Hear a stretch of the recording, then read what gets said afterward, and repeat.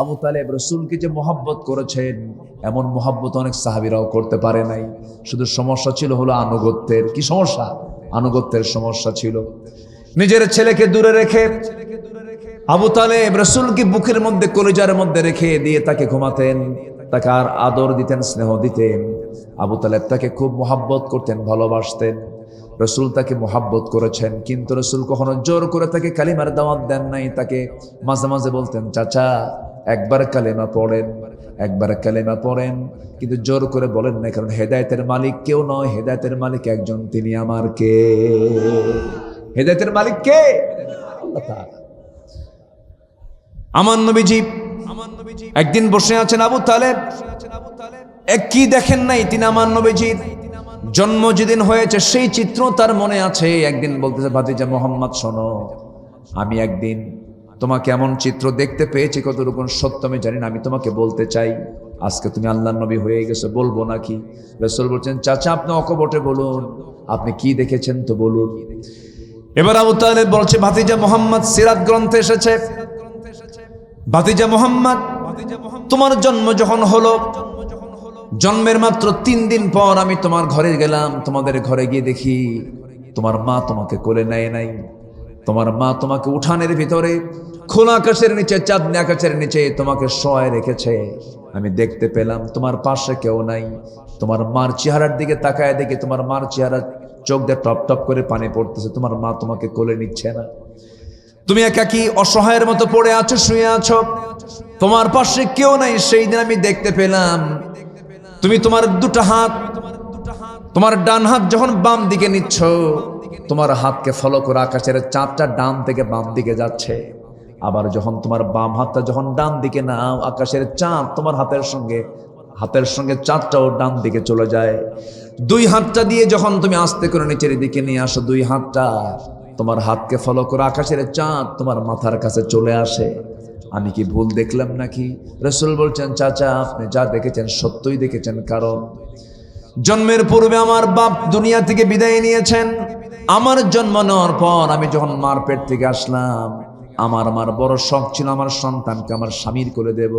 স্বামীটা যখন বেঁচে নাই, বারবার আমাকে দেখে স্বামীর স্মৃতিচারণ হচ্ছিল, স্বামীর কথা বারবার মনে হচ্ছিল। আমাকে তিনি কোলে নিতেই পারছিলেন না। আমাকে কোলে নেওয়ার সঙ্গে সঙ্গে তিনি হাউমাউ করে কেঁদে দিতেন, আমাকে কোলে নিতে পারতেন না, আমাকে একাকী শুয়ে রাখতেন। আমার নিঃসঙ্গের সময়টা কেমন করে পার হবে, সেজন্য মহান রব্বুল আলামিন আমার একাকিত্ব দূর করার জন্য আকাশের চাঁদ আল্লাহ রব্বুল আলামিন আমার জন্য খেলনা বানায় দিয়েছিলেন। যেরকম সুবহানাল্লাহ। আমার বন্ধুগণ, আমার ভাইরা, হেদায়েতের মালিক আল্লাহ রাব্বুল আলামিন তার বড় প্রমাণ আল্লাহ রাব্বুল আলামিন আবু তালেবের জীবনে ঘটিয়ে দিয়েছেন। আবু তালেব এত কিছু দেখার পরও কালিমা গ্রহণ করতে পারেন নাই। সে আবু তালেবের সঙ্গে আমার নবীজি সারা জীবন কাটায় দিয়েছেন, কোনো সমস্যা হয় নাই।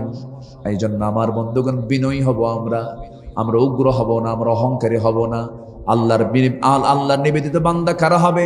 ওয়াইবাদুর রাহমানিল্লাযীনা ইয়ামশুনা আলাল আরদি হাওনা ওয়া ইযা খাতাবাহুমুল জাহিলুনা ক্বালু সালামা। আমার পছন্দের বান্দা তারাই যারা জমিন অত্যন্ত বিনয়ী হয়ে চলবে। নাম্বার 1। নাম্বার 2 হলো ওই সমস্ত বান্দাগুলো যখন জাহেলদের মুখোমুখি হয়ে যাবে, যারা অজ্ঞ, যারা জাহেল, তাদের সঙ্গে তর্ক বিতর্ক না করে শুধু সালাম দিয়ে বিদায় নেবে, তর্ক বিতর্ক করবে না। নাম্বার 1 হলো বিনয়ী হবে, সালাম আগে দেবে না, সালাম আগে নেবে। যেরকম বলেন মর্যাদা কার বেশি, নেওয়া না দেওয়া? নেওয়া না দেওয়া? কিছু লোক থাকি মোশান নিয়ে আমার সালাম দিক, আছে কিনা বলেন না? আছে কিনা এরকম মোশান নিয়ে থাকে, আমার সালাম দেয় না কেন? না চায়। এমনও লোক আছে, আরে সালাম দাও না তুমি, হ্যাঁ আমাকে সালাম দাও না তুমি, এরকম লোক আছে। এটা কেমন কথা? অথচ জানেন আমার নবীজি আম্মাজান আয়েশা সিদ্দিকা নিজে বলেন, রাসূলকে আমি সহজে কখনো আগে সালাম দিতে পারতাম না। সুবহানাল্লাহ। এক সাহাবী রাসূলকে আগে সালাম দিতে পারেনি না, কোনোদিনও পারেন নাই। একদিন তিনি করলেন কি, টেকনিক করলেন। মোটা একটা গাছ সামনে পেলেন, আড়ালে তিনি দাঁড়ায় আছেন, পাশে দিয়ে রাস্তা। রাসূল সামনে দিয়ে যখন হেঁটে হেঁটে কাছাকাছি এসেছেন, গাছের আড়াল থেকে বের হয়েই রাসূলকে লক্ষ্য করে সালাম দিচ্ছেন, আসসালামু আলাইকা ইয়া রাসূলুল্লাহ। আমার নবীজি সালামের জবাবটা নিয়ে মুস্কি মুস্কি চাঁদের মতো মুস্কি হাসির ঝিলিক মুখ থেকে বের করে বলছেন, সাহাবী এরকম টেকনিক করে সালাম আগে দিলে সওয়াব পাবা না। জোরে খান সুবহানাল্লাহ। সামনে আসো, কে আগে সালাম দিতে পারে। আল্লাহু আকবার বলেন। আমরা বিনয়ী হব। সালাম আগে দিলে অহংকারী না অহংকার মুক্ত? অহংকার মুক্ত। আসসালামু আলাইকুম। স্ত্রী স্বামীকে কেন শুধু ঘন ঘন দেবে? স্বামী স্ত্রীকে সালাম দেবে, ঠিক কিনা বলেন? আবার কিছু কিছু স্বামী আছে, হুজুর বউকে আমি সালাম দেব, এটা কোনো কথা হলো নাকি? এরকম আছে কিনা বলেন? এরকম মার্ডার কেস। হ্যাঁ, আমার বউকে আমি আগে সালাম দেবো নাকি ও আমাকে সালাম দেবে? এরকম বিকুব মার্কার স্বামী কিছু আছে না? বলেন আছে না? সালাম আগে দিবেন, সব বেশি নিবেন, বিনয়ী হয়ে যাবেন। বিনয়ের পরিচয় হলো সালামটা আগে দেওয়া। আল্লাহ পাক এই সুন্নাহ সবার মধ্যে চালু করে দেন। জোরে বলি, আরো জোরে বলি, আরো জোরে বলি। আচ্ছা, আগে দোয়া দরকার বাইরের না পরিবারের? বলেন, আগে দোয়া দরকার বাইরের না পরিবারের? কু আনফুসাকুম ওয়া আহলিকুম নারা। তাহলে আগে সালাম দেব আমরা বাইরে না ভিতরে? আগে ওস্তাদকে সালাম দেওয়া দরকার না আগে ঘরে সালাম দেওয়া দরকার? ওস্তাদকে ঠিকই সালাম দেয়, স্যারকে সালাম দেয়, মন্ত্রীকে সালাম দেয়, এমপিকে সালাম দেয়, আর বাড়িতে যখন ঢোকে চোরের মতো ঢোকে। এরকম লোক আছে না নাই বলেন তো? বাড়িতে ঢোকার সময় কিসের মতো ঢোকে? চোরের মতো। দরজায় নক দেয় রাত 3টার দিকে, এই ওঠ, খোল, ভাত দে, শুয়ে পড়বো, ভাল লাগে না। আছে কিনা বলেন? বাড়িতে অশান্তি, আপনি শান্তি পাবেন না। আগে আসসালামু আলাইকুম ওয়া রাহমাতুল্লাহ ইয়া আহলাল বাইত, এই পরিবারের সবার উপরে আমার সালাম। দেখবেন যে গোটা পরিবারটা জান্নাতের টুকরা হয়ে গেছে। আগে সালাম। পরস্পর পরস্পরের শ্রেষ্ঠ দোয়া হচ্ছে সালাম দেওয়া, এর চেয়ে বড় দোয়া আর নাই।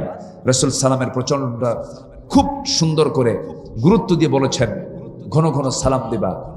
অতুকরিউস সালাম আলা মান আরাফতা মান লাম তারিফ তুতিমুত তুআম অতুকরিউস সালাম আলা মান আরাফতা মান লাম তারিফ। সম্মানিত ভাইয়েরা, তাহলে আমরা 1 নাম্বার শুনলাম, আমরা বিনয়ী হব। নাম্বার 2 হচ্ছে আমরা তর্ক বিতর্কে যাব না। আমরা জাহেল যারা, যারা মূর্খ যারা, তাদের সঙ্গে তর্ক বিতর্ক না করে আমরা তাদেরকে সালাম দিই, সেখান থেকে আমরা বিদায় নেব। কারণ মূর্খের সঙ্গে তর্ক বিতর্ক করতে গেলে অবশ্যই ফিতনার সম্ভাবনা আছে না নাই বলেন তো? আছে।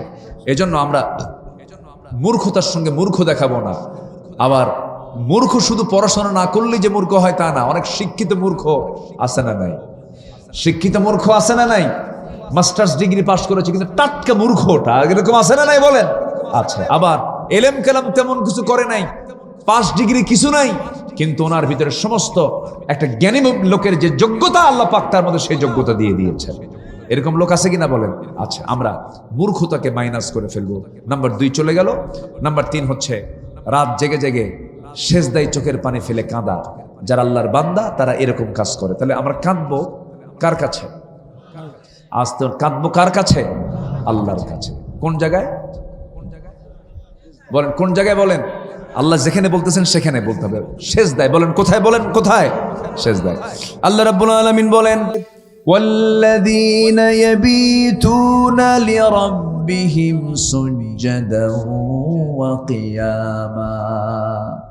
যারা রাত জেগে জেগে সেজদার মধ্যে আর কিয়ামের ভিতরে রুকুতে সেজদায় পড়ে যারা চোখের পানি ফেলে ফেলে কাঁদে, সে হচ্ছে আমার পছন্দের বান্দা, সে আমার অনুগত বান্দা, সে আমার অত্যন্ত নিকটের বান্দা। যারা চোখের পানি ফেলে ফেলে কাঁদবে আমি তাদেরকে মাফ করে দেব।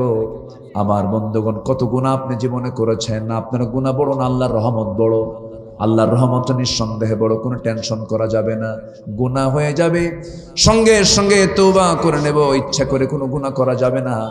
আল্লাহ পাক আমার আপনারা ছোট ছোট গুনার দিকে তাকাবেনই না, তবে বড় বড় গুনাহগুলো তওবা ছাড়া মাফ হবে না। এই জন্য বড় বড় গুনার দিকে যাওয়া যাবে না। যেরকম শিরকের গুনাহ করা যাবে না, সুদের কারবার করা যাবে না, জিনার কারবার করা যাবে না, জাদু টোনা করা যাবে না, এরপরে মিথ্যা কসম করা যাবে না, মিথ্যা কথা বলা যাবে না, তবে জুয়ার কারবার করা যাবে না। তবে ঠাকুরগাঁ জেলায় সুদের কোনো কারবার নাই। আছে? কথা বলবো? এই সময় কেউ উঠেন না, উঠলে ভাববো ওটাই সুদ খায়। নড়াচড়া করেন না, বসেন, একটু মেহেরবানি করে বসেন। আমি খুবই আনন্দিত এই ভাঙ্গা সময়ে বলবো আমি, কারণ সারাদিন বৃষ্টি হয়েছে, এখানে আকাশে মেঘ গুড়ি গুড়ি করেছে, আওয়াজ হয়েছে, এরপর মাহফিল হচ্ছে, অনুষ্ঠিত হলো, বলি আলহামদুলিল্লাহ। আমার আক্কাস ভাই, ওনাকে চেনেন নাকি আপনারা? আক্কাস ভাই, আমার আক্কাস ভাই, উনি গত টার্মে যে 1 মে এর আগ থেকে উনি আমার সঙ্গে যোগাযোগ করে আসছিলেন, শেষ পর্যন্ত চেষ্টা করেছেন। আজকেও তিনি বারবার আমাকে নক করেছেন, কয়েকদিন আগেও নক করেছেন, আপনি আসতেছেন তো। তো এই যে ভাইদের যে একটা আপ্রাণ চেষ্টা, এই মাহফিলটা অনুষ্ঠিত হচ্ছে, আল্লাহ তুমি মাহফিলকে কিয়ামত পর্যন্ত তুমি আল্লাহ কবুল আর মঞ্জুর করো, জোরে বলি আল্লাহুম্মা আমিন। তাহলে আল্লাহর নিবেদিত বান্দা, আল্লাহর অনুগত বান্দাদের পরিচয় হলো তারা রাত গভীর হবে, তারা কি জুয়ার আসরে বসবে না সেজদার মধ্যে যাবে? বলেন, জুয়ার আসরে না সেজদার ভিতরে? জুয়ার আসরে যাওয়ার নেতা আছে না নাই? রাত হলে পরে নাইট ক্লাবে মদের বোতল নেওয়া আছে না নাই? যে নেতা তোমাকে নারী সাপ্লাইয়ের কথা বলে, যে নেতা তোমার হাতে মদের বোতল তুলে দেয়, ইয়াবার ট্যাবলেট তুলে দেয়, সেই সমস্ত নেতৃত্বের মুখে তোমরা জুতা মেরে দাও, থুতু মেরে দাও, ঝাঁটা বেটা করো। ওই নেতৃত্ব আর চলবে না। আগামী নেতৃত্ব হবে সৎ, যোগ্য, আল্লাহওয়ালার নেতৃত্ব বাংলার জমিনে কায়েম হবে, জোরে বলি ইনশাআল্লাহ। নামাজ সেজদায় পড়ে কাঁদতে হবে। আল্লাহকে পাওয়ার একমাত্র মাধ্যম হচ্ছে কি বলেন? আরো জোরে বলেন। সবাইকে 5 ওয়াক্ত নামাজ পড়তে রাজি আছেন? একটু হাত তুলে দেখেন তো, 5 ওয়াক্ত নামাজ পড়বেন কারা কারা? দেখেন তো, হাত তুললো না কারা? এরকম কেউ আছে নাকি? চিৎকার মেরে বলুন, ইয়া আল্লাহ, আমাদেরকে 5 ওয়াক্ত সালাত আদায় করার তৌফিক তুমি আল্লাহ দিয়া দাও। জোরে বলি আমিন, আরো জোরে আমিন, আরো জোরে আমিন। হাত নামান। কষ্ট পেলেন? বউ যদি নামাজ না পড়ে কি করবেন? হ্যাঁ, একজন কিছু মায়ের মায়ের পিটবেন, এ তো জরাব তো জরবান না, মারবেন কেন? বুঝাবেন। আচ্ছা, বউ কি মারার জিনিস না আদরের জিনিস? কিছু কয় না, চুপ করে আছে, বিয়েই করে নাই মনে হয় নাকি? বউ কি মারার বিষয় না মোহাব্বতের বিষয়? আল্লাহ পাক বলছেন মাওয়াদ্দাতাও ওয়া রাহমা, মাওয়াদ্দাতাও ওয়া রাহমা। আমি স্বামী স্ত্রীর মধ্যে দিয়েছি হলো ভালোবাসা এবং রহমত দিয়েছি, আর এরা পিটায় সই করো। পিটাবেন কেন? যে বউকে পিটায় সে হলো ছোট লোক। সে কি লোক বলেন? ছোট লোক। আচ্ছা বলেন তো, যে সমাজে স্বামী স্ত্রীর মধ্যে পেটাপেটি হয়, সমাজের লোক বলে এরা খুব আল্লাহওয়ালা, খুব ভালো মানুষ, এরা এরকম কিছু বলে নাকি? ভালো বলে না। লোকে যদি না ভালো বলে, আল্লাহ কি ভালো বলবেন নাকি? মারবেন কেন? মারার কোনো পন্থা ইসলামে নাই, কোন পন্থা ইসলামে। তবে 4টা কারণে স্বামী তার স্ত্রীকে মারতে পারে। কয়টা কারণে বলেন তো? শুনবেন? মারবেন? শোনার লক্ষ্য কি মারা নাকি? 4টা কারণে স্বামী তার স্ত্রীকে শাসন করতে পারবেন। এখন আমাদের মায়েদের কলিজায় এখন পানি নাই। হুজুর, কি শুরু করলেন আপনি আবার? 4টা কারণে শাসন করতে পারবেন স্বামী তার স্ত্রীকে। নাম্বার 1 হলো যদি 5 ওয়াক্ত নামাজ না পড়েন। নাম্বার 2 হলো রমজান মাসের যদি রোজা না রাখেন কোন স্ত্রী যদি। নাম্বার 3 হলো স্বামীর যদি আনুগত্য, বৈধ আনুগত্য যদি না করেন। নাম্বার 4 হলো যদি পর্দায় যদি না থাকেন, বেগানা পুরুষের সঙ্গে যদি দেখা সাক্ষাৎ করে, পর্দার কোনো বালাই না থাকে। এই 4টা কারণে স্বামী তার স্ত্রীকে শাসন করতে পারবেন। তবে সেই শাসনের নীতিমালা হলো, মারতে গেলে যে অস্ত্র লাগবে সে অস্ত্রটার নাম হলো মাত্র 9 ইঞ্চি সাইজ এবং চিকন, যেটা দিয়ে দাঁত পরিষ্কার করা হয়। একমাত্র মেসোয়াক ছাড়া মারা যাবে না। আমার বন্ধুগণ, যদি কোনো স্বামী তার স্ত্রীকে মেসোয়াক দিয়ে যদি মারা শুরু করে, এই চিত্র যদি কেউ দেখে, সে কি কাঁদবে না হাসবে? বলেন, কাঁদবে না হাসবে? আপনারা মেসোয়াক আবার কি? হাত দিয়ে ধরতে হবে। হাত দিয়ে ধরতে হবে। ও তো গেল আরো 6 ইঞ্চি, আর 3 ইঞ্চিতে মারবেন কোথায়?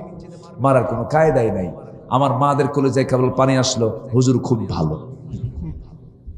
মারার কোনো কায়দা নাই। শাসন করবেন, বলবেন, বুঝাবেন, বলবেন। একসঙ্গে দুনিয়ায় তো 40টা বছর কাটালাম, আমরা বুড়া বুড়ি হয়ে গেছি, আমরা এই তো কিছুক্ষণ পর আমরা দুনিয়া থেকে বিদায় নেব। জান্নাতে গিয়ে আমরা একসঙ্গে জান্নাতের বাজারে আমরা শপিং করব। চলো নামাজে দাঁড়াই। ফজর নামাজ মসজিদে জামাত হয়ে গেছে, স্ত্রী ওযু করো, আমার পেছনে দাঁড়াও, একসঙ্গে নামাজ পড়ে এই নামাজ নিয়ে আমরা জান্নাতে চলে যাবো দুজন মিলে একসাথে। সুন্দর করে বলেন, বুঝান। কিন্তু আপনি পিটবেন, মারবেন, ব্যবহার খারাপ করবেন, এরকম করে তো কখনো হবে না। আমার নবীজি স্ত্রীদেরকে খুব মহাব্বত করতেন, এত সুন্দর করে ডাকতেন। বউটা একটু কালো হয়েছে, মন টন খারাপ করে বউয়ের সঙ্গে কথা কয় না, এমন স্বামী আছে না নাই? আজ থেকে আছে না নাই বলেন তো? নতুন বিয়ে করছে, বউটা একটু কালো, 3 দিন পর্যন্ত ভালোই ছিল, 4th দিনের মাথায় মন টন খুব খারাপ। কে তুই বিয়ে করছিস নতুন, মন খারাপ কেন? সুমনের বউ দেখতে এত সুন্দর, আমার বউটা কালো। দেখেন, নজর গেছে সুমনের বউয়ের দিকে। তাহলে অন্যের বউয়ের দিকে নজর গেলে কি নিজের বউ ভালো হয়? নিজের বউকে যদি আপনি পৃথিবীর সেরা বউ হিসেবে দেখতে চান, পৃথিবীর কোন নারীর দিকে নজর দেওয়া যাবে না। তখন দেখবেন আপনার বউটা হয়ে গেছে বিশ্বের সেরা সুন্দরী একজন নারী, বিশ্বের সুন্দরী। আল্লাহু আকবার বলেন। এই জন্য চরিত্রকে সুন্দর করতে হবে। কুত্তা নজর দেওয়া যাবে না। কি নজর দেওয়া যাবে না? কুত্তা নজর বুঝলেন কি? কুত্তা সব জায়গায় মুখ দেয়। কুত্তা সব জায়গায় কি দেয়? মুখ দেয়। ওর কোনো হালাল হারাম নাই, সব জায়গায় ওর মুখ পড়ে। এরকম নজর সৃষ্টি করা যাবে না। হালালকে হালাল, হারামকে হারাম, যেটা জায়েজ সেদিকে তাকাবো, যেটা জায়েজ নাই সেদিকে নজর দেওয়া যাবে না। হারাম কিছু খাওয়া যাবে না, বাজে কিছু খাওয়া যাবে না। মানুষকে আল্লাহ পাক কত সুন্দর করে বানাইছে, কি সুন্দর ঠোঁট দিয়েছেন আল্লাহ পাক। ঠোঁটের যে কালার, এই কালারকে পৃথিবীর কোন ব্যক্তিকে এই কালার বানাতে পারবে বলেন তো? ঠোঁটের কি কালার আল্লাহ পাক দিয়েছেন, সেই ঠোঁটের কালারটা বিড়ি খায়া বানাইছে কি বলেন? এত খারাপ লাগে, মানে বিড়ি খাওয়ার পর ওই লোকের ঠোঁটের দিকে তাকালে মনে হয় হ্যাঁ, বক্তা তো হঠাৎ করে একটা কথা বের হয়ে যায়, সুন্দর করে কথা বানাতে পারেন, আলহামদুলিল্লাহ। সবচাইতে বেশি তামাক উৎপাদন হয় হলো রংপুরে। হারাগাছে আমার এক মাহফিল ছিল বছর 20 আগে, 20-21 বছর আগে। হারাগাছ ওই এলাকায় হলো তামাকের চাষ, পুরো বিড়ির ফ্যাক্টরির এলাকা। হ্যাঁ, বাড়ি বাড়ি বানায়। আমাকে দাওয়াত দিল, আমি জানতাম না, নতুন গেছি। মাহফিল শেষ করলাম, দোয়ার আগ দিয়ে আমাকে বলতেছে, হুজুর একটা কানে কানে কথা আছে, একটু দোয়া করে দিবেন। কি হুজুর? আমাদের এখানে বিড়ির ফ্যাক্টরি আছে তো, একটু দোয়া করে দেন। কি কথা কি বুঝতেছেন আপনারা? এখন আমি দোয়ার আগ দিয়ে এখন ভাবলাম, চাচ্ছি দোয়া চাচ্ছে, এখন কি করি? তো বললাম, মানে উনিও জোরে জোরে বলে না, উনিও আস্তে আস্তেই করে। তো ওনাকে আবার কানের মধ্যে মুখ ঢুকায় বললাম, ভাইজান আজকেই দোয়া করব না। কি কথা কি বুঝলেন? কি আস্তে করে ওখান থেকে মাহফিল শেষ করে চলে আসলাম। এই তামাক আমি একদিন কুষ্টিয়ার ভেড়ামারা দিয়ে যাচ্ছি, মাঠকে মাঠ লাগাইছে এই তামাকের গাছ। আমি একজনকে ডাক দিলাম, ভাই একটা প্রশ্ন। কি? তামাকের পাতাগুলো এত সুন্দর সবুজ, পাতাগুলো কত বড় বড় টসটসে পাতা, তরুতাজা পাতা। এই পাতাগুলো সংরক্ষণের জন্য একটা জমিতে বেড়া নাই, তো গরু ছাগলগুলো এগুলো খায় না? হুজুর গরু ছাগল কেন, কুত্তাও খায় না।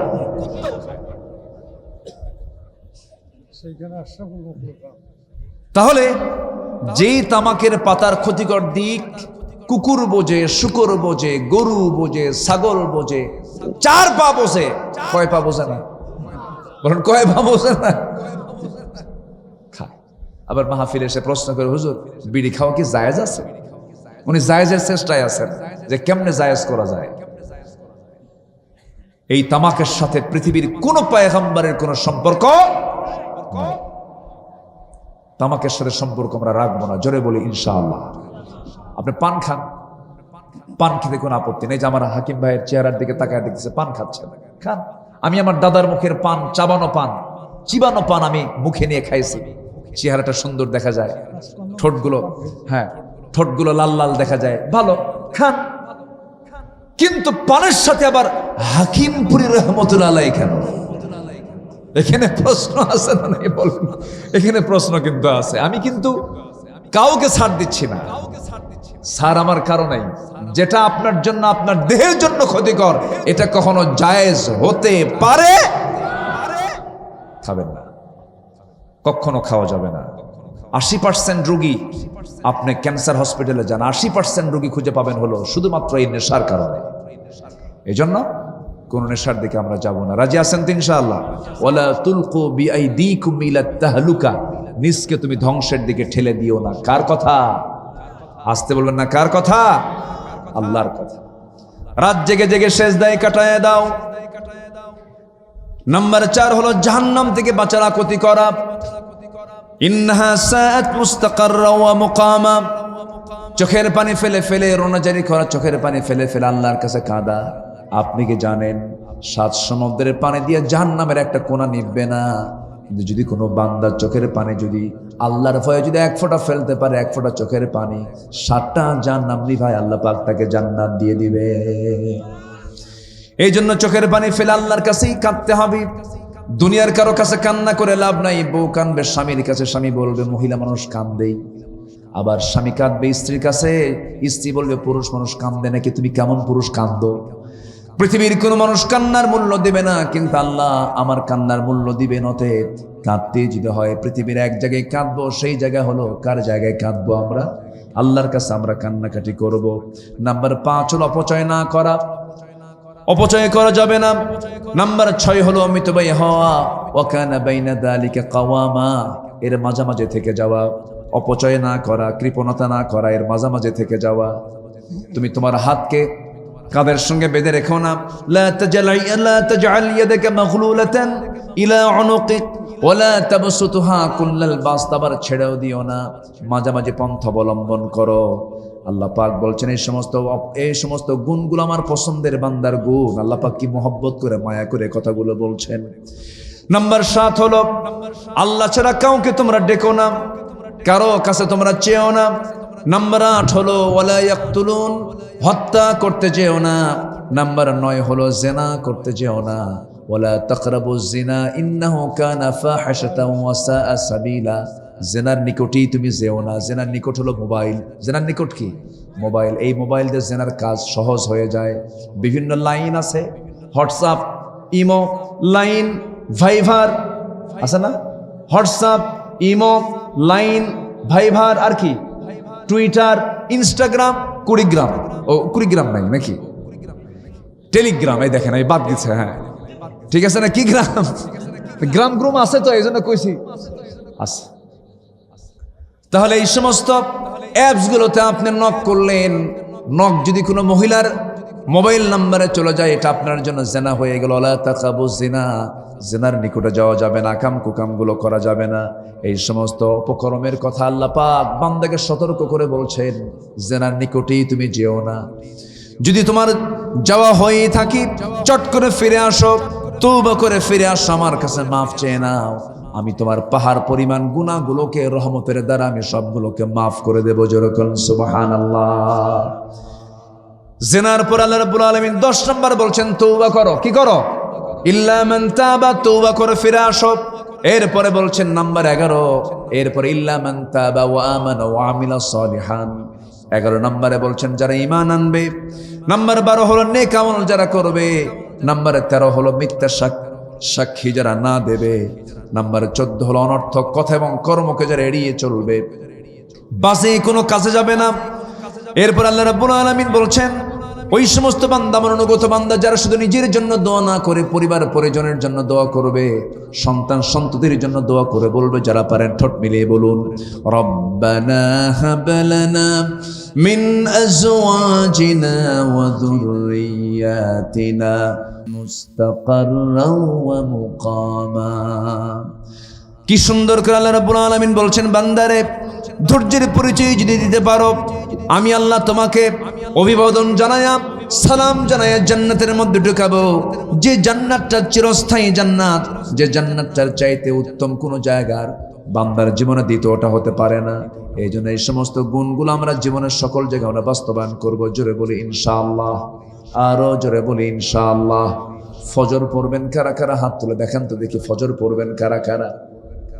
ফজর ফজর ফজর ফজর হাত নামা। ফজর যদি আপনার হয়ে যায়, শয়তান জোহরে আসতে পারবে না, শয়তান আপনাকে আসরে ধরতে পারবে না, শয়তান আপনাকে মাগরিব ধরতে পারবে না। কারণ মুনাফিকরা জোহর পড়তে পারে, মাগরিব পড়তে পারে, আসর পড়তে পারে, কিন্তু মুনাফিকরা সহজে ফজর নামাজ পড়তে পারে না। এই জন্য মুনাফিকের তালিকা থেকে নিজের নামটা মাইনাস করার জন্য 5 ওয়াক্ত নামাজের মধ্যে সবচেয়ে শ্রেষ্ঠ নামাজ কোন নামাজ বলুন? ফজর নামাজটা। ফজর নামাজ হচ্ছে সমস্ত নামাজের নেতা। সমস্ত নামাজের কি? রাকাতাই সালাতুল ফজর খায়রুম মিনাদ দুনিয়া মা ফিহা।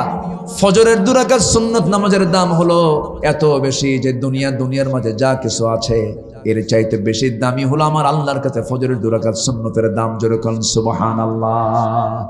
এই জন্য ফজরটা আমরা কন্টিনিউ করব। শুধুমাত্র ফজরের কয়েক হাজার ফজিলত আছে, শুধু ফজর নামাজের ফজিলত আছে কয়েক হাজার ফজিলত আছে। এই জন্য আমার বন্ধুগণ ফজরটাকে আমরা কন্টিনিউ করব। রাসূল বলেন ফজর নামাজের একটু আগ দিয়ে শয়তান করে কি প্রত্যেক বান্দার কাছাকাছি চলে আসে, শিওরে বসে এসে মাথার চুলের মধ্যে নখ ঢুকায় দিয়ে শয়তান বলে আলাইকা লাইলুন তাবিল, আলাইকা লাইলুন তাবিল, তোমার জন্য রাতটা বড় লম্বা, তুমি ঘুমাও ঘুমাও। শয়তান 3টা গিট মেরে চলে যায়। রাসূল বলেন সেই 3টা গিট যদি ছুটাতে চাও তোমার জন্য 3টা আমল করা দরকার। আজান শোনার সঙ্গে সঙ্গে তুমি পিঠটা তুমি বিছনা থেকে সরাইয়া ফেলবা, আজান শুনে ওযু বানায় ফেলবা, 2 নম্বর গিট ছুটে চলে যাবে। ওযু বানায়া মসজিদে গিয়ে নামাজে দাঁড়াবা, ফজরের নামাজটা শেষ করে ফেলবা, শয়তানের 3টা গিট ছুটে যাবে। শয়তান 24 ঘন্টার মধ্যে তোমার সামনে আসার সাহস পাবে না। জোরে কান সুবহানাল্লাহ। এই জন্য দিন শুরু হবে কোন নামাজ দিয়া? বলেন কোন নামাজ দিয়া? ফজর নামাজ দিয়া। আর দেশের শাসন পরিচালনা হবে, দেশের আইন শুরু হবে হচ্ছে নামাজের আইন দিয়ে। এটা কার বিধান? আল্লাহ বলছেন দুনিয়াতে যারা ক্ষমতা পাবা, আমি আল্লাহ তোমার রব, আমি আল্লাহ তোমার প্রভু, আমি আল্লাহ তোমার আইনদাতা। দুনিয়াতে যারা ক্ষমতা পাবে আমার পরামর্শ নিয়ে তোমরা 4টা কাজ করবা। নাম্বার 1 হলো ক্ষমতা পেয়েই তোমরা পার্লামেন্টে নামাজের বিল উত্থাপন করে নামাজের আইন পাশ করে ফেলবে। এটা কার কথা? নাম্বার 2 হচ্ছে জাকাত আদায় করবা, জাকাত প্রতিষ্ঠা করবা। জাকাত যেখানে চালু হবে সেখানে কখনো সুদ থাকতে পারে, জাকাতের সঙ্গে সুদের কোনো সম্পর্ক নাই। নামাজ যেখানে প্রতিষ্ঠা হবে সেখানে মদের দোকান থাকতে পারে, নামাজ যেখানে প্রতিষ্ঠা হবে সেখানে মদের দোকান থাকতে পারে না। বাস ওয়ামারু বিল মারুফ ওয়া নাহু আনিল মুনকার, সৎ কাজের আদেশ দেবা, সৎ কাজের নিষেধ করবে। এই কয়েকটা কাজ করলে পরে আল্লাহ পাক নিজে ওয়াদা করছেন ওয়াদাল্লাহুল্লাযিনা আমানু মিনকুম ওয়া আমিলুস সলিহাত লা ইস্তাখলিফান্নাহুম ফিল আরদ। যদি কেউ ঈমান এবং নেকামল করে কোন জনপদের লোকেরা, আমি তাদের হাতে নিজের হাতে, আমি আল্লাহ নিজের হাতে আমি তাদেরকে খেলাফতি দিয়ে দেব। জোরে কান সুবহানাল্লাহ। আল্লাহ তুমি আমাদের সবাইকে বুঝার তৌফিক দিয়ে দাও। আল্লাহ রাব্বুল আলামিন বলেন তাবারাকাল্লাযী নাযালাল ফুরকানা আলা আবদিহি লিয়াকুনা লিল আলামিনা নাযীরা الذي له ملك السماوات والأرض ولم يتخذ ولدا ولم يكن له شريك في الملك وخلق كل شيء فقدره تقديرا جرب الله أكبر। এই প্রথম আয়াতের ফুরকান শব্দটাকে আল্লাহ রাব্বুল আলামিন চুজ করে নিয়ে সূরার নামকরণ করেছেন ফুরকান। ফুরকান হলো সেই কিতাবকে বোঝানো হয়েছে যে কিতাবকে নিয়ে আজকের আলোচনা। ফুরকান দ্বারা সেই কিতাবকে বোঝানো হয়েছে যে কিতাবটা লাউহে মাহফুজের সংরক্ষিত একটি কিতাব। ফুরকানকে দিয়ে সেই কিতাবকে বোঝানো হয়েছে যে কিতাবকে আল্লাহ রাব্বুল আলামিন সর্বশেষ কিতাব করে, সর্বশ্রেষ্ঠ কিতাব করে পূর্বের সমস্ত কিতাবের সত্যতা প্রমাণকারী হিসেবে আল্লাহ রাব্বুল আলামিন কোরআন এই পৃথিবীতে নাজিল করেছেন। অর্থাৎ কোরআন যে কিতাবের নাম, ফুরকান সেই কিতাবের নাম। সুবহানাল্লাহ। কোরআনের আরেকটা নাম আজকে পেলাম, কি নাম বলুন তো? জোরে বলুন, সেটার নাম কি বলুন? কোরআনুন মানে হচ্ছে বহুল পঠিত, আর ফুরকানুন মানে হচ্ছে হক এবং বাতিলের মধ্যে পার্থক্য সৃষ্টি করে দেয় এমন একটি কিতাব হচ্ছে ফুরকান। সম্মানিত ভাইয়েরা, হক এবং বাতিলকে বোঝা যায় যার মধ্য দিয়ে, সেটাই হলো ফুরকান। সেই সূরাতুল ফুরকানে আল্লাহ রাব্বুল আলামিন শেষ দিকে, শেষ রুকুতে আল্লাহ তাআলা তার নিজের কিছু পরিচয় দিয়েছেন। আচ্ছা বলুন তো, পৃথিবীতে সবচাইতে যার পরিচয় সবচেয়ে মজবুত তিনি কে হতে পারেন? আজ থেকে তিনি কে হতে পারেন বলেন তো? আল্লাহ তাআলা। আল্লাহর চাইতে বড় পরিচয়, তার চাইতে বড় পরিচয় দিতে পারে এমন কোন সৃষ্টি, এমন কোন মানুষ পৃথিবীতে কেউ আছে? এমন কোন সৃষ্টি কেউ থাকতে পারে? সবচাইতে বড় পরিচয় হচ্ছে আমার আল্লাহর পরিচয়। এবং এই রুকুতে, সর্বশেষ রুকুতে আল্লাহ রাব্বুল আলামিন নিজের পরিচয় দিয়ে তার অনুগত যারা জান্নাতি বান্দা হবে তাদের কিছু পরিচয় তুলে ধরেছেন। আমার অনুগত বান্দারা, ইবাদুর রহমানরা কেমন হবে, মোটামুটি তাদের 17টা দিক, 16 থেকে 17টা দিক আল্লাহ পাক তাদের তুলে ধরেছেন। তো এই আল্লাহর পরিচয় এবং তার অনুগত বান্দাদের পরিচয় নিয়ে আজকে আমি একটু কথা বলতে চাচ্ছি, কিন্তু একটু এলোমেলো লাগছে আমার কাছে। আমার ভাই বলেছেন অবশ্য, মানে ছড়িয়ে ছিটিয়ে থাকলে চোখটা ভরে না, আর চোখটা না ভরলে আলোচনার যে একটা তৃপ্তি, একটা আলোচনার যে একটা মনোযোগিতা, একটা ইমেজ, এটা একটু হলো বাধাগ্রস্ত হয়। তবে আমি এটা মনে করছি না আজকে, কারণ আজকে যারা এসেছেন আমি মনে করি এক একজন মুজাহিদের ভূমিকা পালন করেছেন। জিহাদির মাহফিলে মুজাহিদই তো আসে, ঠিক আছে না? ঠিক আছে, মাশাআল্লাহ, আলহামদুলিল্লাহ, মাশাআল্লাহ, মাশাআল্লাহ।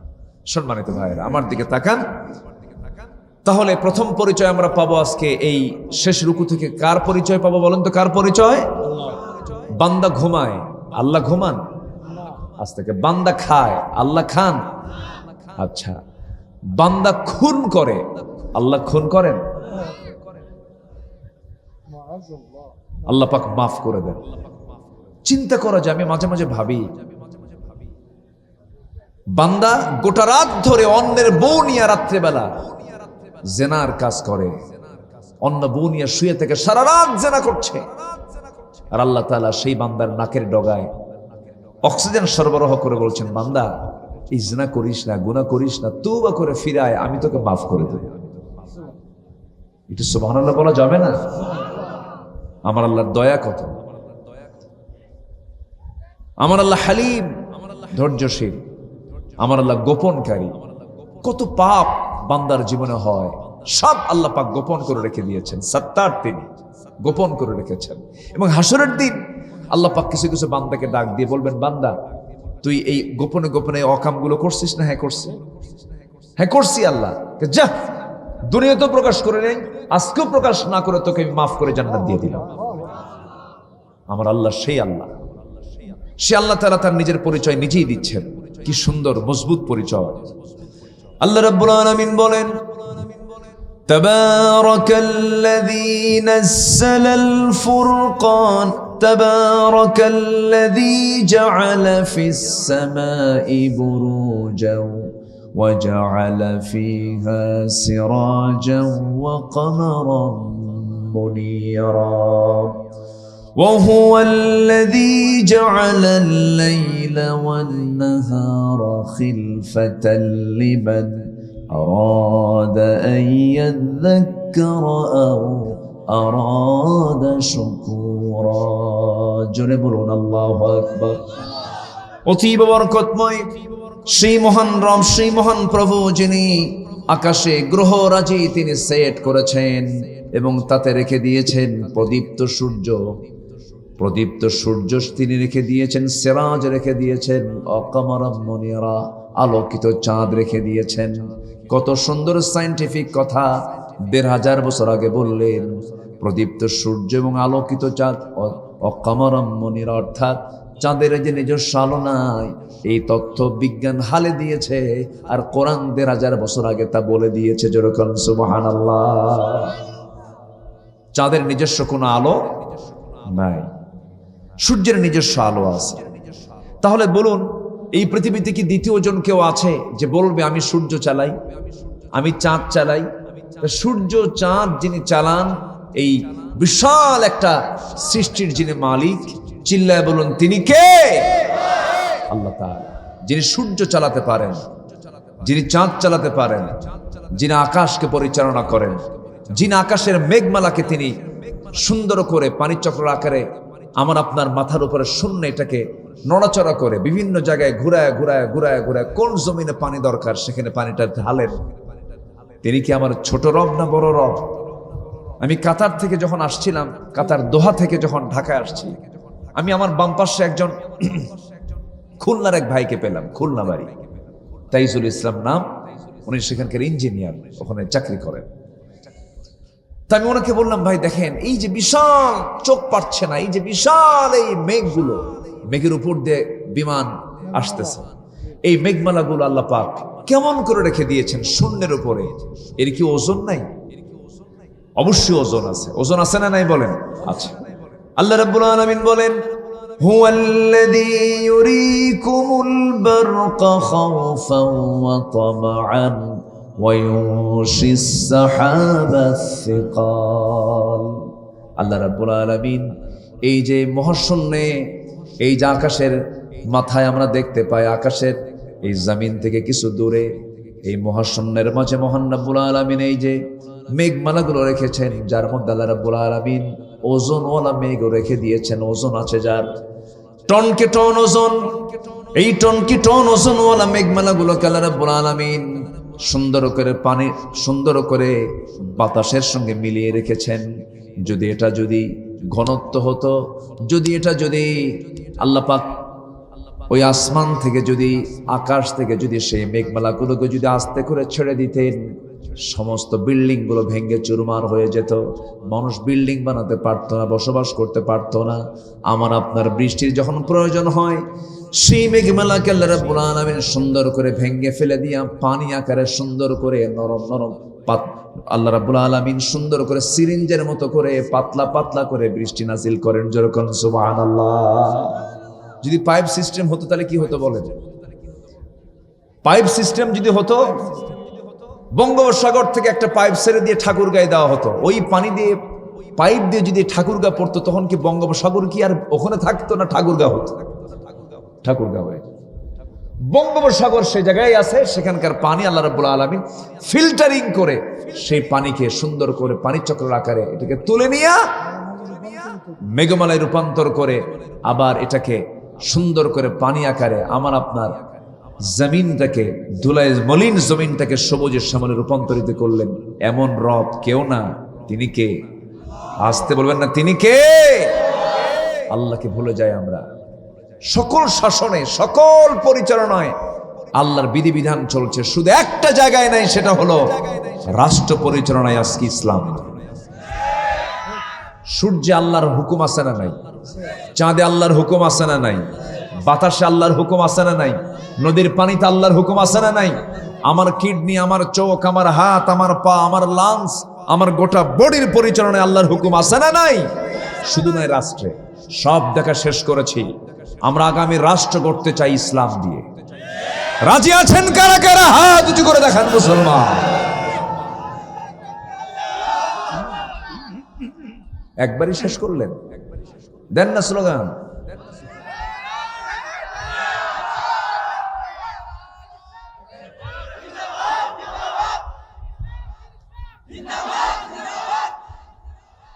সব সমস্যার সমাধান বলেন, সব সমস্যার সমাধান কোরআন ছাড়া অন্য কিছু। আল্লাহ কবুল করুন। জোরে বলি আমিন, আরো জোরে আমিন। আমরা কার গোলাম?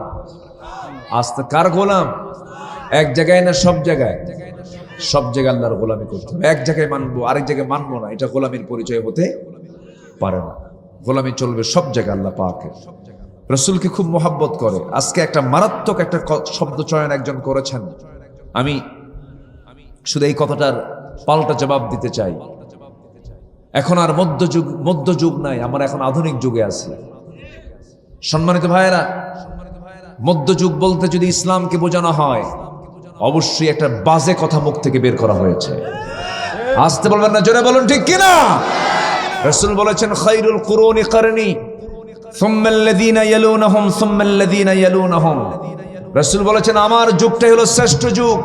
আর সেই যুগকে মধ্যযুগীয় ভাষায় প্রয়োগ করে যারা গালিগালাজ করেন, তারা মুসলমান নয়। তারা অবশ্যই তাদের নতুন করে ঈমান আনতে হবে। এগুলো বাজে কথা। মধ্যযুগ আইন আমার দেশে চলতে দেওয়া যাবে না। তুমি কোন যুগে আছো? ক্লাস 2 বাচ্চা ধর্ষণ করে মস্তক বিচ্ছিন্ন করা হলো, হাত পা কেটে ফেলা হলো।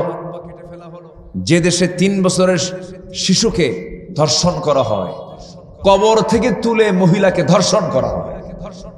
আমরা এরকম ইতিহাস কখনো পাইনি।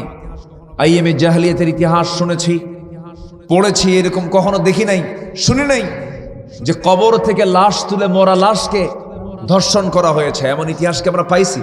পাই না। আমরা পাইছি কি, মেয়ের সন্তান জন্ম নিলে পরে তাকে জীবন্ত পুঁতে হত্যা করত। কিন্তু আমরা এরকম বিকৃত, এত নোংরা মানসিক চরিত্র, এরকম ধরনের চরিত্র আমরা কখনো ইতিহাসে আমরা দেখতে পাই না। আগে ছিল ওল্ড জাহেলিয়াত, এখন হয়ে গেছে হলো নিউ জাহেলিয়াত। আধুনিক বর্বরতা আজকে চূড়ান্ত মাত্রা অতিক্রম করে চলছে, যা অত্যন্ত রীতিমতো আপত্তিকর। যেটা কুকুর শুকুরের মধ্যে নাই, আজকে মানুষের মধ্যে তা ঢুকে পড়েছে। আজকে পুরুষ পুরুষকে বিয়ে করে, আজকে নারী নারীর প্রেমে আসক্তি হয়ে যায়, সমকামিতাকে প্রমোট করা হচ্ছে, ট্রান্সজেন্ডারকে উৎসাহ দেওয়ার জন্য বহু ষড়যন্ত্র আবারও শুরু করা হচ্ছে। পশ্চিমা নাস্তিকদের কিছু দালাল আমার দেশে আছে না নাই? আসতে বলবেন না, আছে না নাই? সতর্ক থাকতে হবে। শেষ, আগামীর দেশ আমরা দেখতে চাই কোরআনের দেশ। আল্লাহ কবুল করুন, জোরে বলি আমিন, আরো জোরে আমিন।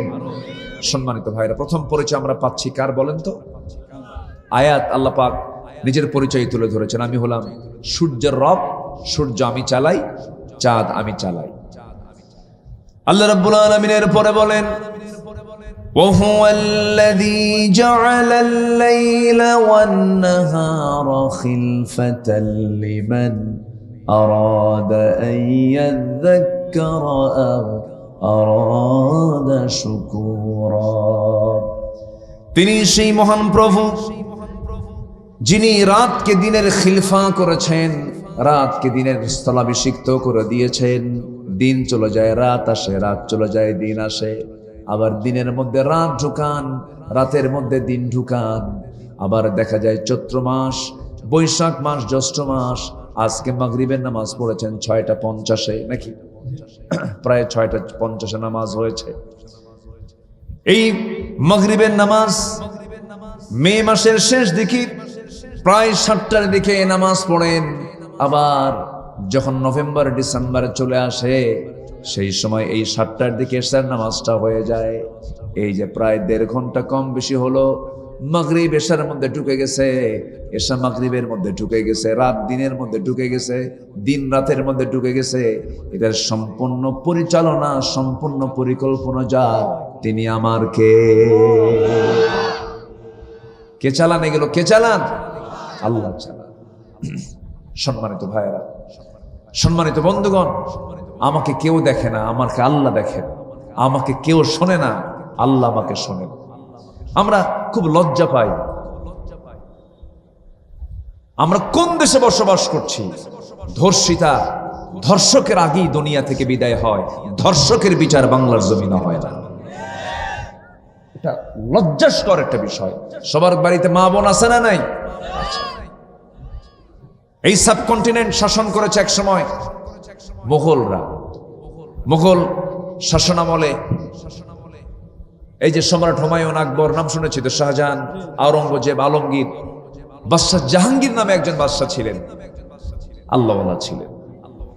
উনি একদিন দরবারে বসা, কোন এক হিন্দু মহিলা, বৃদ্ধা নারী তার সামনে গিয়ে দাঁড়িয়ে বলছে, জাহাপনা, একটা বিচার চাইতে এসেছে আপনার কাছে।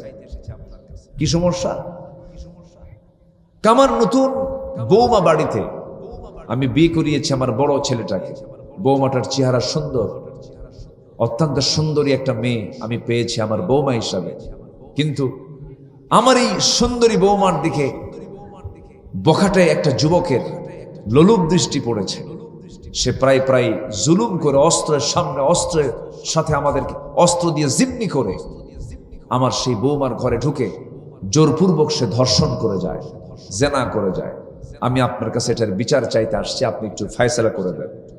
বাদশাহ জাহাঙ্গীর শুনে আশ্চর্য হয়ে ভাবলেন, এই জনপদে কোন যুবকের এত বড় সাহস যে ঘরের মধ্যে ঢুকে অস্ত্র উঁচিয়ে ধর্ষণ করে যায়? এমন সাহস এই জনপদে কারো থাকতে পারে না। আমার বিশ্বাস এই অপকর্মের সঙ্গে আমার নিজের সন্তানটাই জড়িত থাকতে পারে। এখন বলেন, বিচারটা কি সহজ বিষয়? নিজের সন্তান এটা বেশ কঠিন বিষয়। এবার তিনি জিহ্বা কি ঠোঁট কামড়াতে কামড়াতে বাদশাহ জাহাঙ্গীর বললেন, বুড়িমা আপনি হিন্দু হতে পারেন, কিন্তু আপনি একজন নারী, এই জনপদের একজন নাগরিক, আপনি, আপনার অধিকার আছে, সুবিচার পাওয়ার আপনার একটা অধিকার। আপনি আমার কাছে এসেছেন, আপনি চলে যান, অ্যাড্রেস দিয়ে যান, এবং সময়টা কখন, টাইমটা কখন, কখন সে আপনার বাড়িতে ঢোকে, এই টাইম এবং আপনার বাড়ির লোকেশন দিয়ে যান, এটার ব্যবস্থা আমি খুব দ্রুত নিচ্ছি।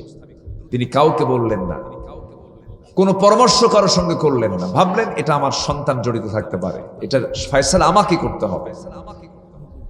বাদশাহ জাহাঙ্গীর করলেন কি, নিজেই ঘোড়ার পিঠে চললেন, গন্তব্যে পৌঁছে গেলেন। মহিলার বাড়ির সামনে দাঁড়ায়া বৃদ্ধা মহিলাকে ডাক দিয়ে বলছেন, বৃদ্ধা মা এদিকে আসুন, আমি চলে আসছি। জাহাঙ্গীর, আমি নিজেই চলে আসছি, কোনো টেনশন করবেন না। ঘরের মধ্যে যখন যুবকটা ঢুকবে ঠিক সেই সময় আপনি আমাকে জানাবেন, আর আমি যখন ঘরের মধ্যে ঢুকবো আস্তে করে সেই ঘরের বাতিটা নিভায়া দিবেন, যেন অন্ধকার থাকে ঘরটা, আমাকে সেই সময় ঘরের মধ্যে ঢুকায়া দিবেন। বাতি নিভায়া দেওয়া হলো। বাদশাহ জাহাঙ্গীর ভিতরে একটু কাঁপসা কাঁপসা দেখতে পেলেন একজন যুবক সামনে দাঁড়ায় আছে। কোনো প্রশ্ন করলেন না, কোনো জিজ্ঞাসাও করলেন না, কে তুমি? কোষবদ্ধ তরবারি কোষমুক্ত করে ওই ধর্ষকের গর্দান বরাবর তিনি হাঁকায় দিলেন তরবারি, মস্তক ছিটকে পড়ে গেল। সঙ্গে সঙ্গে বাদশাহ জাহাঙ্গীর বললেন, বুড়িমা বাতিটা জ্বালায়া দেন। বাতি জ্বালানোর সঙ্গে সঙ্গে এই যুবকের মাথার দিকে, চেহারার দিকে তাকায় দেখেন নিজের সন্তান নয়, বলে ফেললেন তিনি আলহামদুলিল্লাহ। এখন বলুন তো, ওই যে তিনি বিচারটা কার্যকর করলেন, পরের সন্তান মনে করে না নিজের সন্তান মনে করে? লাইট কেন বন্ধ করেছিলেন জানো? আলোতে যদি ওর চোখ আমার চোখে পড়ে, আমার চোখ ওর চোখে পড়ে যায়, সন্তানের প্রতি বাবার মায়া সৃষ্টি হয়ে যাবে, বিচার কার্য ফায়সালায় ব্যাঘাত সৃষ্টি হবে, হয়তো বিচার করতে পারবো না। সেই জন্যই তিনি বাতিটা নিভাইয়া দিয়েছিলেন। এরপরে বলছেন, বুড়িমা আমাকে এক গ্লাস পানি দিন। এক গ্লাস পানি তাকে দেওয়া হলো, এক গ্লাস পানি তিনি পান করলেন। পান করে এবার বলছেন, বুড়িমা গতকালকে যে সময় আপনি আমার কাছে বিচার প্রার্থী হয়ে গিয়েছিলেন, সেই সময় থেকে নিয়ে পর্যন্ত আমি এক সেকেন্ডের জন্য ঘুমাতে পারি নাই। এক চুল পরিমাণ লোকমত দূরের কথা, এক ফোঁটা পানিও পেটের মধ্যে তুলতে পারি নাই। মহা টেনশন, পানি পান করলাম কেবল। এবার বুড়িমাকে ডাক দিয়ে বলছেন, বুড়িমা আপনি আমার পাশে বসে পড়েন। তাকে পাশে বসায়া দিয়া ওই বয়োবৃদ্ধা অন্য ধর্মের মানুষ, হিন্দু ধর্মের মানুষ, সেই মহিলা সেই নারীর সামনে পাটার নিচে বাদশাহ জাহাঙ্গীর করলেন কি, মাথা রাজ মুকুটটা তার পায়ের নিচে রেখে দিয়ে বলছেন, ও বৃদ্ধা মা, আমি যা আপনার কদমে, আমি যা আপনার পায়ে জামা রাজ মুকুটটা রেখে দিলাম, বুঝায় দিচ্ছি এই রাজ মুকুটের মূল্য কতটুকু। এই রাজ মুকুটের মূল্য, এই রাজত্বে একটা নারীর যে সম্মান সম্ভ্রম, এই সম্মান সম্ভ্রম যে একটা নারীর যা আল্লাহ পাক দিয়েছেন, এই রাজত্বে আমি এটাই কায়েম করতে চাই। আমার রাজত্বে একটা নারীর ইজ্জতের দাম আমার রাজমুকুটের চাইতেও লক্ষ কোটি গুণ বেশি। জোরে কোন সুবহানাল্লাহ। শাসন কিন্তু এক সময় ছিল, এই সাবকন্টিনেন্টে এক সময় এরকম শাসন ছিল। আমরা এরকম চিত্র আমরা বাংলাদেশে আর দেখতে চাই না। কোনো চাঁদাবাজকে আমরা সহ্য করব না, কোনো সন্ত্রাসকে লালন করব না। আপনি আজকে ছাড় দিবেন, কালকে আপনি সেটার সম্মুখীন হয়ে পড়বেন, আপনি নিজে তার ভিকটিম হবেন, আপনি নিজে মুখোমুখি হয়ে পড়বেন একদিন। এই জন্য কোন অন্যায় দেখলে পরে রাসূল বলেছেন, এক নম্বর ঈমান হলো হাত দিয়ে তা প্রতিহত করা। কি দিয়া হাত দিয়া। মাল্লাম কি মান রা মিনকুম মুনকারান ফালইয়ুগাইয়িরহু বিয়াদিহি। তোমাদের মধ্যে যদি কেউ শরীয়ত বিরোধী কোন, ইসলাম বিরোধী কোন অপরাধ সংগঠিত হতে দেখে, তার এক নম্বর কাজ হবে সে হাতের দ্বারা এটা মিটাই দেবে, অর্থাৎ হাত দিয়ে মোকাবেলা করে বাতিলকে উৎখাত করে ফেলবে। এটা এক নম্বর পরিচয়। এটা কয় নম্বর? মালিক রাতের মধ্যে দিন ঢুকাই আমি, দিনের মধ্যে রাত ঢুকাই আমি। আমি শুধু তোমাকে চালাই না, আকাশের উড়ন্ত পাখিকে চালাই, জলভাগের বড় বড় প্রাণী এগুলোকে আমি চালাই। সব প্রাণী রিস্কের দায়িত্ব কারো হাতে নয়। কার হাতে? আসতে বলবেন না, কার হাতে? আল্লাহ রাব্বুল আলামিন বলেন, وما من دابة في الأرض إلا على الله رزقها জমিনে যত বিচরণশীল প্রাণী আছে সমস্ত প্রাণীর রিস্কের দায়িত্ব আমি কাউকে দেই না, আমি আল্লাহ নিজে দায়িত্ব নিয়েছি। জোরে বলি সুবহানাল্লাহ। আমার ভাইরা, আমার দেশে মাঝে মাঝে অতিথি পাখি আসে। এই এলাকায় আসে কিনা জানি না, আসে আসে অতিথি পাখি আসে। আমার গোটা বাংলাদেশে আসে, বিশেষ করে বিলাঞ্চলগুলোতে বেশি আসে, বিল ঝিলগুলোতে বেশি আসে। ওই সিলেটের হাকালুকি বিল, কিশোরগঞ্জের হাওড়, নাটোর, সিংড়া, চাটমোহর, পাবনার সেই চলন বিল সহ ওই রকম সাতক্ষীরা, খুলনার সেই বিশাল অঞ্চলগুলোতে গোটা দেশেই বলা চলে অতিথি পাখি এই দেশে আসে। বিশেষ একটা সময় নিয়ে আসে, 6 মাসের জন্য তারা আসে। এই পাখিগুলো কেন আসে, কি জন্য আসে, একটু প্রশ্ন করে দেখুন তো। কেন তুমি আসো পাখি? তোমার বাড়ি তো 40,000 কিলোমিটার দূরে, সাইপ্রাস থেকে সেই পাখিগুলো আসে, সাইবেরিয়ান দ্বীপপুঞ্জ থেকে সেই পাখিগুলো কেমন করে আসে? মনে হয় তাদের জন্য পাসপোর্ট আছে। পাসপোর্ট আছে? তাদের কি ইমিগ্রেশন আছে নাকি? কোন ইমিগ্রেশন লাগে না, পাসপোর্টও লাগে না, ভিসাও লাগে না, কোনো বিমানও নাই, কোনো বিমানের কোনো পিএনআরও তার সংগ্রহ করা লাগে না, কোনো টিকিট কাটা লাগে না। নিজস্ব ফ্লাইটে করে কেমন করে সে 40,000 কিলোমিটার দূর অতিক্রম করে সে বাংলাদেশে কেমন করে চলে আসে। মাত্র কাতার থেকে 3-4 দিন আগে যখন আসতেছিলাম, 5 থেকে 6 ঘন্টা সময় লাগলো। কোমর পিঠ লেগে যায়, কখন পাবো ঢাকা, কখন নামবো। আর এই 40,000 মাইল, 40,000 কিলোমিটার, এই এত দূর থেকে এই পাখিগুলো কেমন করে আসে, কেমন করে সে তার পথ চিনতে পারে? পাইলট রাডার জিপিএস অন করে দিয়া রাডারকে লক্ষ্য করে সুন্দর করে দেখে দেখে চলে আসে। বিমানের যারা পাইলট তাদের তেমন কোনো কষ্ট নাই, শুধু ফ্লাইং এ কষ্ট আর ল্যান্ডিং এ কষ্ট। এছাড়া উপরে যখন বিমান ওঠে শুধু রাডারটাকে লক্ষ্য করে তারা নির্দিষ্ট গন্তব্যে তারা পৌঁছে যায়। কিন্তু পাখিটা কেমন করে জানে বাংলাদেশটা অমুক দিকে, ওই দিক দিয়ে যাওয়া লাগবে? এই পথটা তাকে কে শিখায় দিল? ক্রিপ্টোক্রম নামক এক প্রকার প্রোটিন মহান রব্বুল আলামিন ওই পাখির, ছোট্ট পাখির মাথার মধ্যে ঢুকায় দিয়েছেন। ওটাই হলো জিপিএস, ওটাই হলো জিপিএস ট্র্যাকিং। ওই সমস্ত প্রোটিনগুলোকে লক্ষ্য করে, ফলো করে করে, রাস্তাগুলো দেখে দেখে সে আল্লাহর নির্দেশিত পন্থার অবলম্বন করে সে বাংলাদেশে চলে আসে। জোরে বলেন সুবহানাল্লাহ। আবার ফেরার পথে ওই ক্রিপ্টোক্রম প্রোটিনটাকে প্রয়োগ করে আবার সে তার দেশে ফেরত চলে যায়। সম্পূর্ণ পরিচালনা কার? আসতে বলবেন না কার? কবুতর পালেন, কবুতর, কবুতর আছে বাড়িতে বাড়িতে? হ্যাঁ, কবুতর, এক কবুতর, কবুতরের মালিক এক কবুতর বেচে 10 বার, এরকমও আছে। কি আছে কিনা বলে?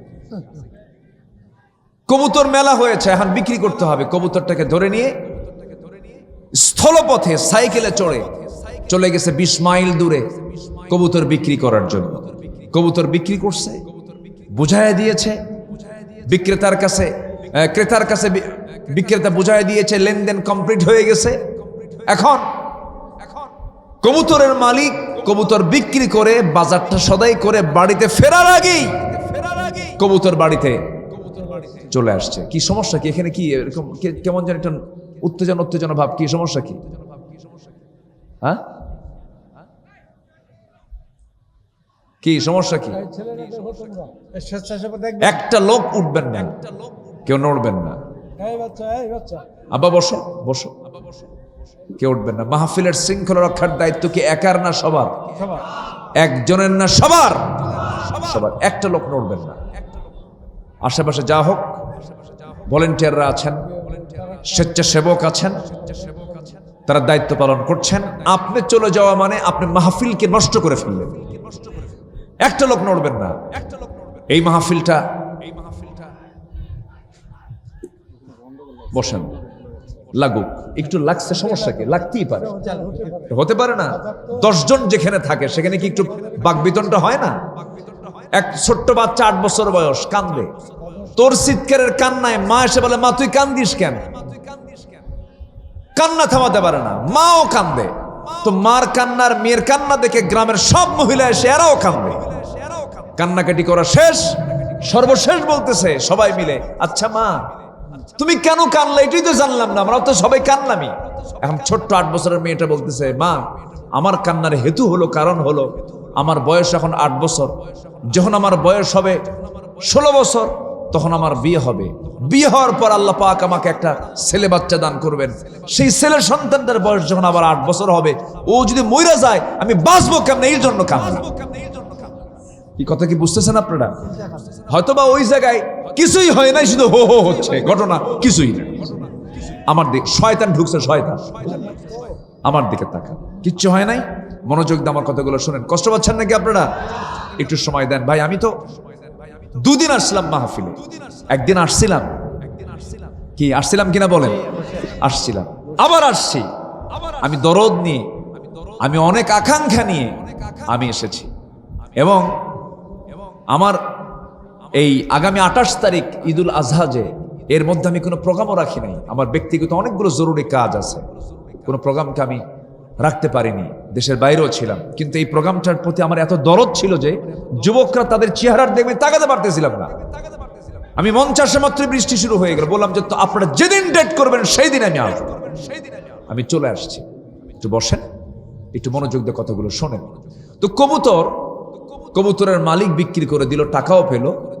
বাড়িতে ফেরত আসার আগেই কবুতর এসে হাজির হয়ে কয়, বিক্রি করছেন আমারে? আমি তো চলে আসছি। আচ্ছা, ওকে নিয়ে গেল হলো স্থলপথে, ও আসলো কোন পথে বলেন? কোন পথে? তাহলে কেমনে ও চিনলো? ওকে যখন মালিক নিয়ে যাচ্ছিল সেই সময় সে তার জিপিআরএস ট্র্যাকিং এটা অন করেছে, কোন দিক দিয়ে নিয়ে যা আকাশ দিয়ে আমি আমার বিমান পথে চলে আসবো। জোরে কোন সুবহানাল্লাহ। আচ্ছা, কবুতরের মাথার ওজন কয় কেজি? 10 কেজি মোটামুটি। ওই যে বলছে 10 কেজি, ছোট্ট একটা মাথা। আল্লাহ পাক ওর মধ্যে কি হিকমত, কি প্রজ্ঞা আল্লাহ পাক দান করেছেন। আল্লাহু আকবার বলেন। কে চালান? একটা পাখি আছে, পেরেগ্রিন ফ্যালকন নামক একটা পাখি আছে, যে পাখিটা ঘন্টায় আকাশে ওড়ে হলো 400 থেকে 500 কিলোমিটার ঘন্টায় ওড়ে। 1 ঘন্টায় সে এখান থেকে ঢাকা চলে যাবে, 1 ঘন্টায়। একটা পাখি, সেই পাখিটা এত দ্রুত গতিতে ওড়ে কেমনে? তার তো লাংস, ফুসফুস তো ফেটে যাওয়ার কথা, বাতাস ঢুকে ফেটে যায় না কেন? ওই পেরেগ্রিন ফ্যালকনের নাকের ঠিক আগের দিকে আল্লাহ পাক একটা শক্ত হাড়ের প্যাড দিয়েছেন, শক্ত হাড়ের একটা প্যাড দিয়েছেন। কেন এই শক্ত হাড়ের প্যাডটা এই জন্য দিলেন, যখন সে প্রবল বাতাস অতিক্রম করে যখন সে সামনের দিকে এগোতে থাকে, আস্তে করে সে তার মেশিনটা সুইচটা অন করে প্যাডটা সামনের দিকে দিয়ে দেয়, বাতাসটাকে প্যাডে ধাক্কা খায়। বাতাসের গতি কমার পর আস্তে করে সে তার নাকের মধ্যে নিয়ে শ্বাস প্রশ্বাস লাঞ্চে নিয়ে নেয়, তার লাঞ্চ সুরক্ষিত থেকে যায়।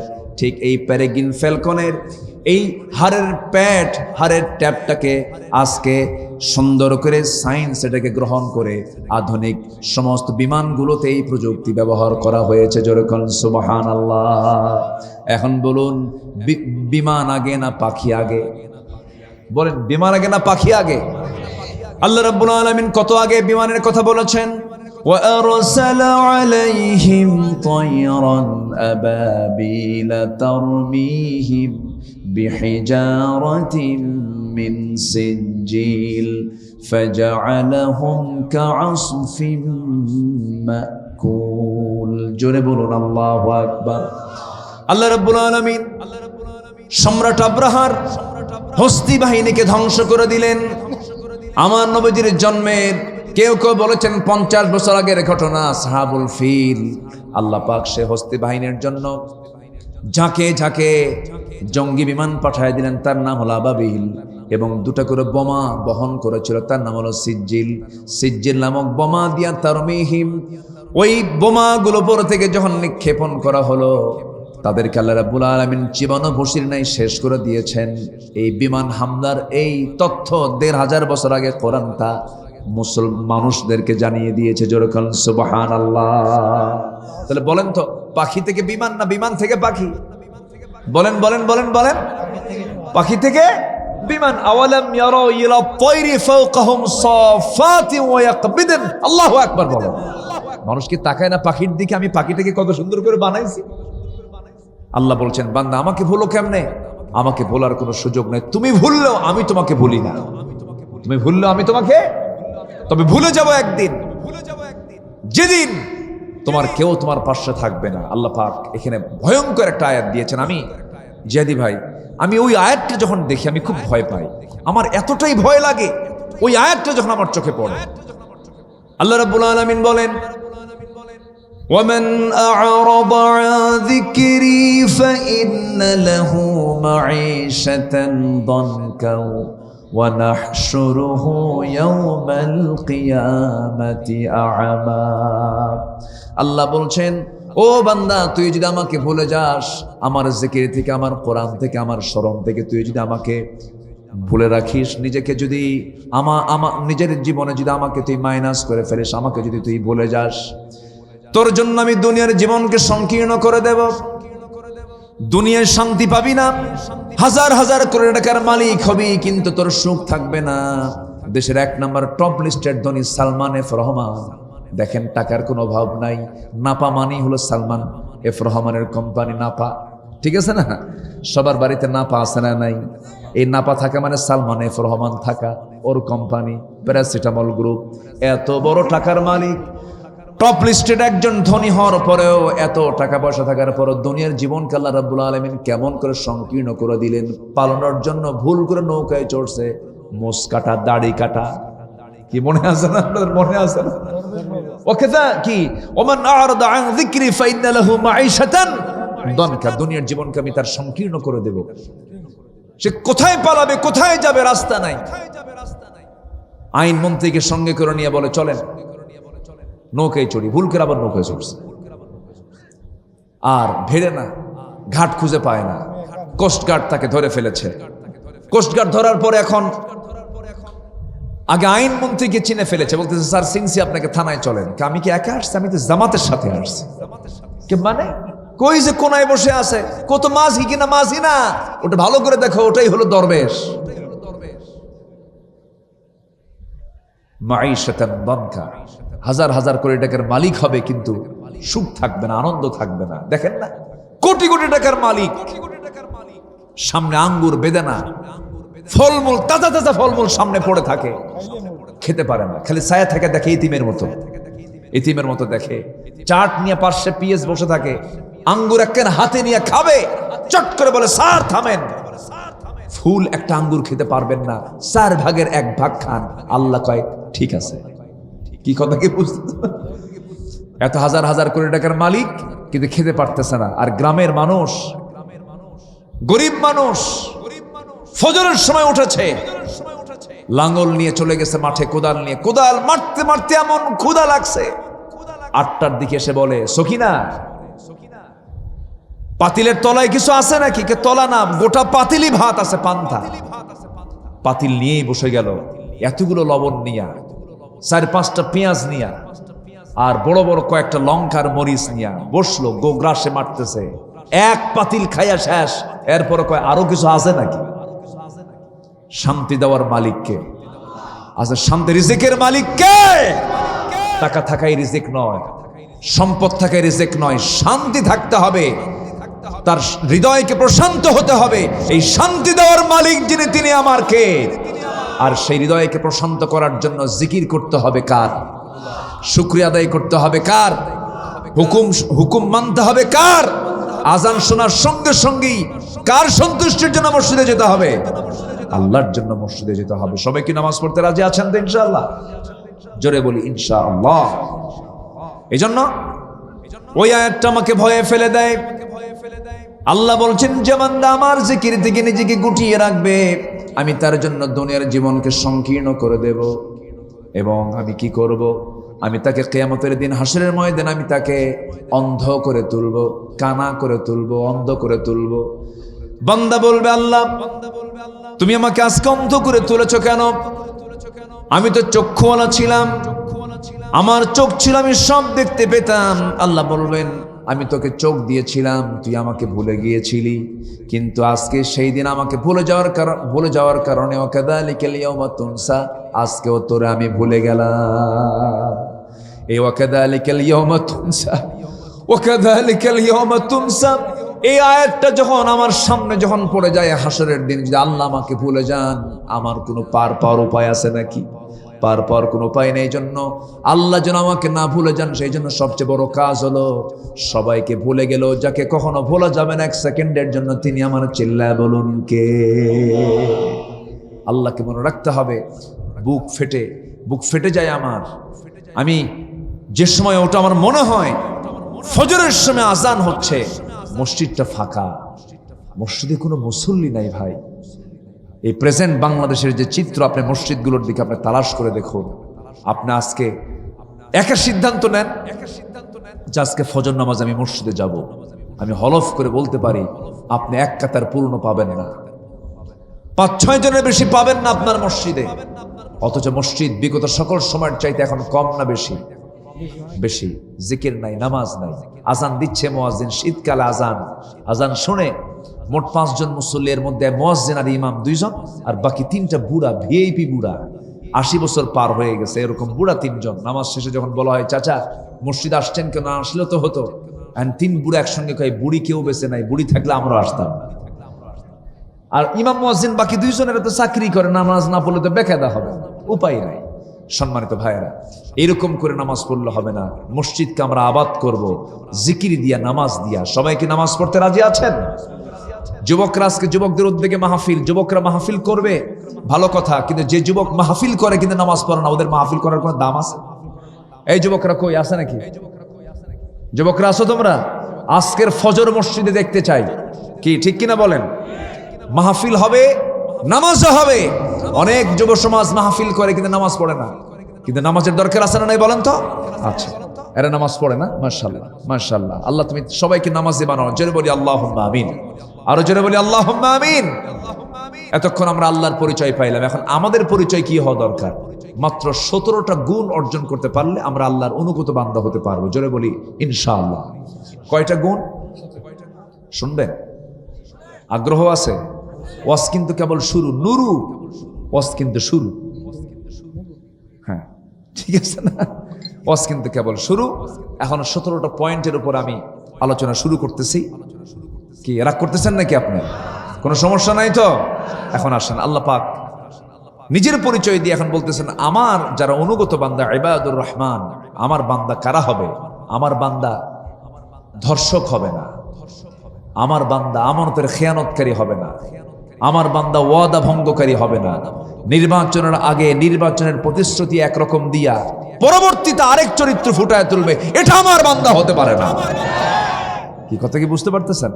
আমার বান্দা হতে হলে কিরকম বান্দা হতে হবে, আল্লাহ পাক সুন্দর করে তার চিত্রটা, তার চারিত্রিক দিকগুলো আল্লাহ পাক সূরা ফুরকানের শেষ রুকুতে আল্লাহ পাক তুলে ধরেছেন। 1 নম্বর হলো, আমার যারা বান্দা হবে তারা হবে উগ্র না বিনয়ী? বলেন, উগ্র না বিনয়ী? মেজাজি না ধৈর্যশীল? ধৈর্যশীল। রাগী না ধৈর্যশীল? রাগ যোগ্যতা না ধৈর্য যোগ্যতা? আচ্ছা, যখন তালাক দেয় কেউ, এই যে রাগের ঠেলায় যে 3টা মারে, এটা কি মোহাব্বত নিয়ে মারে? কি ধৈর্য দিয়ে মারে না রাগে মারে? রাগে মেরে দিল 3টা তালাক। তালাক দিয়ে হাকিম ভাইকে ফোন দিয়ে বলে, ভাই হুজুর কাম তো সারছে, কি মেরে দিস? বউ ফোন আসে না? প্রায় ফোন আসে। এই ফোন কমন ফোন, মানে এত ক্ষমতা হাতের, বিয়ে করে এমন ক্ষমতা পাইছে, খালি তালাক দিয়া ফোন দিয়া বলে, হুজুর কাম সারছে। কি করেছেন বলুন? হুজুর 100 তালাক দিছে। কত তালাক? আর তালাক মাররাতান, আল্লাহ বলতে তালাক হলো 2টা, আর তালাক মাররাতান, আর ও দিছে কয়শো? 100 তালাক দিয়া করে, হুজুর তালাক তো দিছেই বউরে, শাশুড়িও বাদ দিই না, ওরও তালাক দিছে আগে। কেন? ঘটনা কি? হুজুর খুব রাগ উঠছিল, কথার সঙ্গে বনিমানট হয় নাই, মোবাইলে মেরে দিচ্ছে। আমি মালয়েশিয়া থাকি, বউ আমার গাইবান্ধা থাকে, মেরে দিচ্ছে। আচ্ছা বলেন তো, এটা কি ধৈর্য না রাগ? বলেন, ধৈর্য না রাগ? জঙ্গল কি যত্নে হয় না এমনি হয়? আর বাগান যত্ন হয়। বাগান বানাতে হলে, একটা সুন্দর গার্ডেন বানাতে হলে অনেক পরিশ্রম করতে হয়, আর জঙ্গল তৈরি করতে কিছু পরিশ্রম করার এমনি হয়ে যায়। জঙ্গল হলো রাগ, আর বাগান হলো ধৈর্য। আমরা ধৈর্যশীল হব। জোরে বলি ইনশাআল্লাহ। আমরা উগ্র হব না বিনয়ী হব? বিনয়ী হব। আমার নবীজি বিনম্রতার, বিনয়ের মূর্ত প্রতীক ছিলেন। আহারে আল্লাহু আকবার। আমার নবীর দ্বারা কোনো কাফেরও কষ্ট পায় না ব্যক্তি জীবনে, কোনো কাফের, কোনো মুশরিক এরাও কষ্ট পায় না। আমার নবীজি সারা জীবন তো কাফেরের সঙ্গী থেকেছেন। আবু তালেবকে কি হয় বলেন, কি হয়, কি হয়, কি হয়? মুসলমান না কাফের? রাসূল তার সঙ্গে থেকেছেন মক্কায়, সারা জীবন তো কাটছে তার সাথেই। কি বিনয়ী তিনি ছিলেন। আবু তালেব বলেন, মুহাম্মদ শোনো, আমি জানি তুমি নবী সত্য, আমি তোমাকে ভাষা শিখিয়েছি, আমি তোমাকে বিয়ে করাইছি, আমি তোমার পিতার ভূমিকা পালন করেছি, আমার চাইতে অন্য কেউ তোমাকে বেশি চেনে না। এমনকি আমি এটাও বলতে পারি